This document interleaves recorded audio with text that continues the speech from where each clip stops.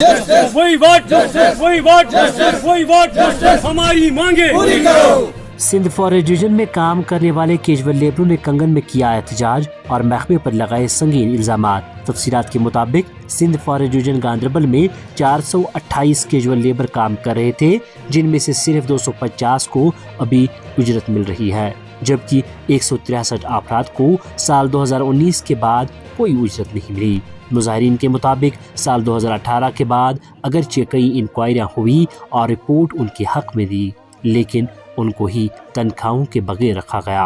उन्होंने इल्ज़ाम लगाया कि महकमे में काम करने वाले कुछ मुलाजमीन ने गैर मजाज लोगों को भर्ती किया और महकमे में खून पसीना एक करके काम करने वाले गरीब कैजुअल लेबरों के साथ नाइंसाफ़ी की। उन्होंने कहा कि महकमे के रिकॉर्ड के मुताबिक कुछ लोग उस वक़्त के कंजर्वेटर के ज़रिए गैर मजाज पाए गए, जो साल 2021 में तस्दीक करने वाली कमेटी के सरबराह थे, लेकिन फिर भी उन लोगों को ही माहाना उजरत मिलती है।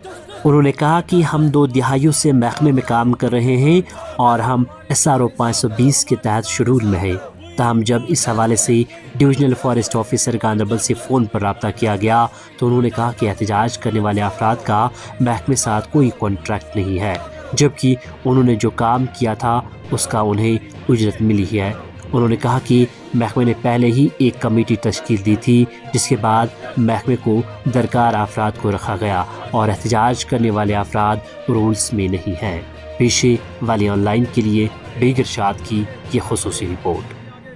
सर, मेरा नाम मोहम्मद सलीम है। हम सिंध फॉरेस्ट डिवीजन गांधरबल से एज ए कैजुअल लेबर हैं। मुझे ये बताइएगा कि आपका कहना है कि आप सिंध फॉरेस्ट में 2019 तक वेजेस ले रहे थे, जिस तरीके से आपको वेजेस मिल रहे थे, लेकिन 2019 के बाद वेजेस बंद हुए। जी, बंद हो आप गए। उसके बाद भी काम कर रहे थे? 2021 तक हमने बिल्कुल कंप्लीट ड्यूटी देते रहे, लेकिन जब डिपार्टमेंट से हमें भरोसा ख़त्म हो गया, जब हमें पता चल गया डिपार्टमेंट हमें टाल मटोल कर रहा है, धोखा दे रहा है, फिर हमने रुख किया है दफ्तरों का चक्कर काटते। हमारी जानी नुकसान, माली नुकसान हुआ, हम रिकॉर्ड के पीछे लग गए। लेकिन हम ड्यूटी भी यहाँ से दे रहे थे, लेकिन ज़्यादातर फिर 2021 से हम रिकॉर्ड के पीछे लगे, दफ्तरों का चक्कर काटते रहे 2021 से लेकर 2023 तक। बाद में हमें पता चलता है कि जो इंक्वायरी रिपोर्ट उस टाइम 3 इंक्वायरी हुई, तीनों इंक्वायरी रिपोर्ट को डिपार्टमेंट ने दबा के रखा था, दफना के रखा था। अगर उसमें चोरी, उसमें धांधली नहीं हुई थी तो वो बाहर उसका मंजर आम पर आनी चाहिए थी, उसको शो करना था बाहर, लेकिन इन लोगों ने नहीं किया। हमने RTI भी की, RTI के थ्रू भी मांगे, तब भी इन लोगों ने इंक्वायरी रिपोर्ट नहीं दी।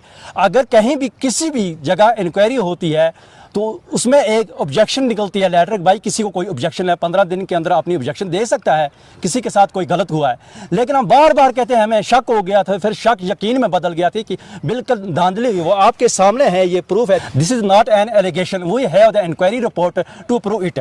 ये है सर, एक लड़का है सर, ये दोनों केस है, मैं एक लिस्ट में इन है, एक लिस्ट से आउट है। खुदा रहा सर, आप ही बताइए इसमें धांधली है कि नहीं। बाद में हमें सुराग मिलता है, कहीं से ये रिपोर्ट लाई हमने, उसके अंदर जब देखा है पूरी धांधली है। उसके बाद दूसरी इंक्वायरी होती है, उसमें रिकमेंडेशन होती है कि इन लोगों की वेजेस दी जाए जो लोग बाहर है इस टाइम, ये लोग ऑथराइज्ड, इनकी वेजेस भी दी जाए और डिपार्टमेंट ऑब्जर्व किया जाए। जो बाहर लोग हैं अभी, जो आप ये सब चाह रहे हैं और इनके साथ कुछ और लोग हैं, वो सब ऑथराइज्ड है और जो वेजेस ले रहे हैं, जो आपके डिपार्टमेंट में 24/7 काम कर रहे हैं, वो अनऑथराइज्ड है। ये हमारा कहना नहीं है सर, ये हम वर्बली नहीं कह रहा है, इसका हम प्रूफ भी दे रहा है। ये इंक्वायरी रिपोर्ट है, this is not fun, this is serious matter, इसका हम प्रूफ भी दे रहे हैं सर। ये कोई इल्जाम नहीं है। अगर ये इल्जाम हुआ सर, हम अपने आप को सर तैयार हैं सर, कोई भी किसी भी चीज के लिए हमें सेंट्रल जेल भी अगर भेजा जाएगा, अगर ये इल्जाम अगर बेबुनियाद हुआ। आप कब से जो है डिपार्टमेंट में काम कर रहे हैं? कितने सालों से आप डिपार्टमेंट में? हमें तकरीबन 10-15 साल से हो गए, कम से कम जो लोग इस वक्त आउट हैं 10-15 साल से कम 20 साल हो गए इनको। तो नाज़रीन, इनका कहना है कि 10 साल से ये महकमे में काम कर रहे हैं और 10 साल तक महकमे को ये पता नहीं था कि ये उनके काबिल नहीं है, और 10 साल के बाद महकमे को पता चला कि ये उनके काबिल नहीं है और इनको जो है आउट कर दिया। बकौल इनका कहना है कि 2019 तक ये बाज़ाब्ता जो है डिपार्टमेंट के जो टाइम शेड्यूल होता है उसके हिसाब से काम कर रहे थे और बाज़ाब्ता ये सैलरी भी ले रहे थे, लेकिन 2019 के बाद सैलरी इनकी बंद हो गई और ये तब से बीच बीच में काम कर रहे हैं। मेरे साथ एक और यहाँ पे शख्स है, मैं इनसे भी बात करने की कोशिश करता हूँ। सबसे पहले आपका नाम जानना चाहेंगे? जी, मेरा नाम मोहम्मद नूरानी खटाना है। नूरानी साहब, मुझे ये बताइएगा कि आप भी जो इसी ग्रुप का एक हिस्सा है, आपने भी जो महकमे में काफ़ी समय दिया है और आप आज प्रोटेस्ट पे क्या वजूहत है, आप प्रोटेस्ट क्यों करें? आप प्रोटेस्ट हम इसलिए कर रहे हैं कि देखिए कि मैं 2009 से हम लोग इसमें काम कर रहे हैं, 10 या 15 साल से डिपार्टमेंट के लिए हम काम कर रहे थे। 2019 तक हमें वेजेस मिल रही थी। उसके बाद यहाँ पर एक इंक्वायरी हुई तो उसमें 428 लोग कट ऑफ डेट्स के पहले ही थे। तो जब 168 लोगों को उन्होंने बाहर रख दिया और 250 लोग जो इनके रिश्तेदार अपने थे उनको उन्होंने वेजेस डाल दी। जो यूनिवर्सिटियों के स्टूडेंट हैं या कॉलेजों में थे तो उनको उन्होंने वेजेस डाल दी। तो उसके बाद यहाँ पर फिर एक फिजिकल वेरिफिकेशन हम करवाते हैं दोबारा। तो उसमें हम 163 लोग जो है बिल्कुल कट ऑफ डेट से पहले हैं, 17 मार्च 2015 से पहले। तो उसमें ये लिखा कि इनकी वेजेस जो है वो रिलीज़ कर दो। तो उसके बाद डिपार्टमेंट ने वो जो इंक्वायरी रिपोर्ट थी वो भी दबा दी, क्योंकि उसमें इन्होंने ये सामने नहीं लाते कि वो सच था। उसमें हम अथराइज्ड लोग हैं, अनअथराइज्ड हम नहीं थे। तो उसके बाद 2022 में एक और इंक्वायरी हम करवाते हैं उनके खिलाफ जो 250 लोग हैं कि इनका भी रिकॉर्ड चेक किया जाए कि ये लोग कहाँ से आए और कौन लोग हैं। तो उसमें समूर साहब जो था वो जम्मू ईस्ट का कंजर्वेटर था। तो उसने इंक्वायरी की तो उसमें उसने सीधा क्लियर कट लिखा है कि ये लोग जो 250 लोग हैं ये बिल्कुल अनअथराइज्ड है, इनके पास कोई ऑर्डर नहीं है। तो इसका जो जिम्मेवार है वो है डीडीओ, ऑल रेंजर, ऑल बीओज। तो उसके बाद इस साल हम फिर दोबारा आला अफसरान के पास पहुंचे, उन्होंने हमें यकीन दिलाई है। जैसे चीफ साहब है, हमारा पीसी साहब है, फाइनेंस डायरेक्टर तक भी हम पहुंचे हैं।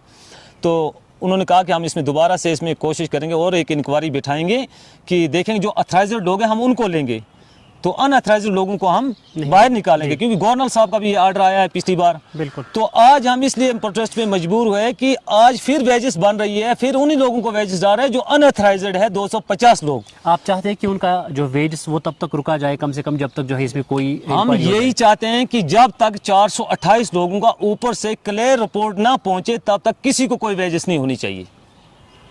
डिपार्टमेंट के हिसाब से जो रिपोर्ट पहुंची है वो आपको अनअथराइज्ड दिखा रहे हैं और जो अनअथराइज्ड है उनको अथराइज्ड दिखा रहे हैं। हाँ, जो अथराइज्ड है उनको अनअथराइज्ड दिखा रहे हैं, जो अनअथराइज्ड है उनको अथराइज्ड दिखा रहे हैं। ये कहाँ पे हो रहा है? ये यहाँ ये निचली सतह, ये जमीनी सतह पे यानी डिवीजन के अंदर हो रहा है। क्योंकि डेफू साहब पर बहुत सारे लोग ऐसे प्रेशर डालते हैं कि इन्हीं को तनख्वाह होनी चाहिए, क्योंकि उनके बहुत सारे रिश्तेदार इनके इसके अंदर काम कर रहे हैं। वो उन्हीं को बचाने की कोशिश कर रहे हैं जो अनअथराइज्ड लोग हैं। तो नाज़रीन, जिस तरीके से बहुत सारे महकमे में जो है ये बिल्कुल इनका कहना है, इसी तरीके से जो है वो लोग जो है इन हुए हैं, बैकडोर एंट्रीज हुई है, वो यूनिवर्सिटीज़ और कॉलेज में पढ़ाई कर रहे थे या फिर बहुत सारे कामों में जो है वो मसरूफ़ थे।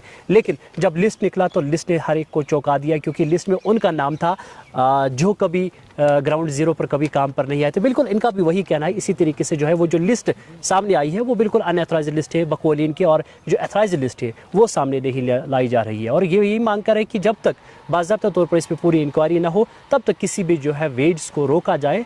इनका कहना है कि इससे कबल वेजेस रोके गए थे, लेकिन महकमे में चंद एक मुलाजमीन ऐसे हैं जो इन वेजेस को इसलिए जो है रिलीज़ करवाना चाहते हैं क्योंकि उनको ये मालूम है कि वेजेस उनके ही घर पहुँचने वाले हैं। फिलहाल मुझे दीजिएगा यहीं पर इजाज़त, आपके साथ कोई और ख़बर लेकर मिलते हैं, तब तक के लिए अल्लाह निगहबान। मजीद मुनफरिद और दिलचस्प वीडियोस के लिए हमारी YouTube चैनल जरूर सब्सक्राइब करें।